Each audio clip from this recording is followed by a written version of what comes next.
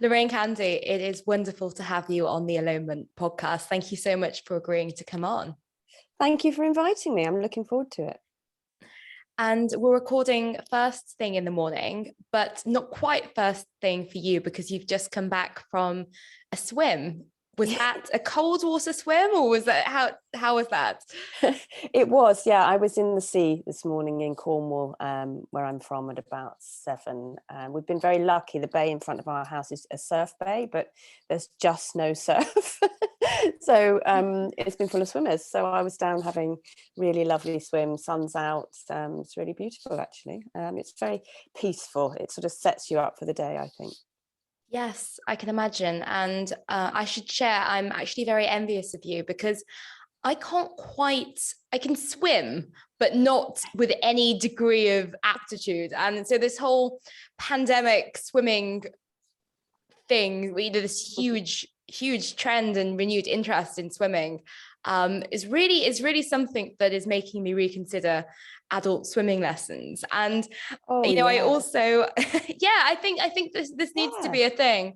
I didn't learn to swim till I was 45. I didn't front crawl. Yeah, no, it was okay in the water, and I loved being in the sea, and I grew up near the sea, but I didn't learn front crawl, proper swimming lessons. Yeah, I mean, it does change. It allows you to spend longer in the water. You can go further, you can go deeper. So it just gives you a sort of new skill. But I mean, there is nothing wrong. A lot of the open water swimmers I swim with are head above the water, woolly hat on in the winter. So it's, swimming is just being in the sea or the lake or the pool and with nature, really, for me. Yeah. And I think also a lot of people, when I speak to them about their alone time, they reference swimming, because I think the really nice thing about swimming is there's an inherent digital detox element to it as well. Well, I think the thing particularly about outdoor swimming is you can be completely on your own, and I find it really meditative because it's a very repetitive process, and it's you can't really, no one can speak to you, no one can talk to you, and you can really, once you're in the groove, just set your mind to thinking about things. It's a place that I kind of unravel a lot of stuff. I'm not very good at sort of sitting down and meditating. I found that very difficult, however you do it. I mean, I know it's just silence, really, but I find swimming is where I go and think, and where I kind of write in my head. It's a very, it came very late in life for me, because I love being around people. I hate being on my own, really hate it.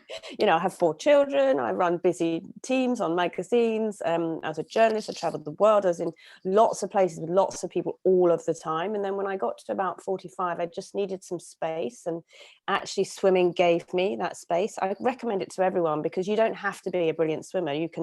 You really do find a way of getting away. No one can contact you, especially when you're in the sea. You really are, it's just you and nature, and you've only got yourself really to rely on some of the competitive swims I've done, and you've been out quite deep, and it's been a bit scary, but it's been a real mindset.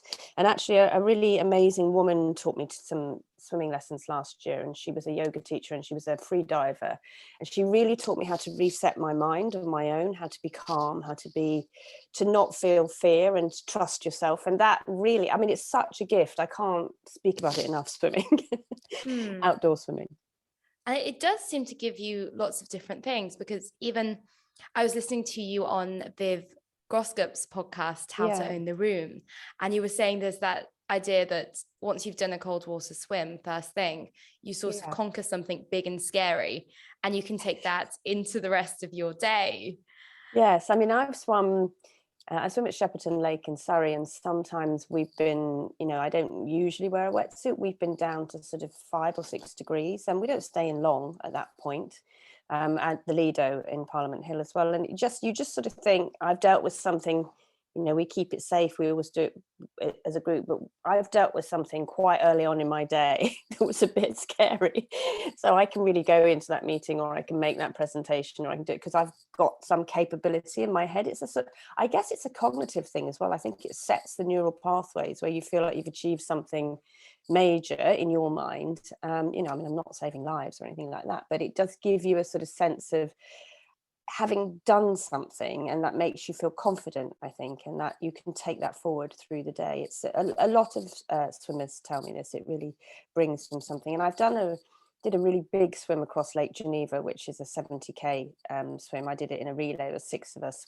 We did it very slowly. We were kind of amateur swimmers, really. But once we'd done that and all the training for that, really everything else is kind of a little bit. Most sort of recreation athletes will say this, though. I think that everything else you can sort of deal with because you've physically dealt with something else and you've overcome something you're quite scared of. I was really frightened of being out in deep sea, and I feel like in the last sort of 5 years I've overcome that, and I feel it's quite an amazing, it's such a phenomenal experience to be out in deep sea as well. So it really resets you. I think it's a really great thing to find, particularly in midlife.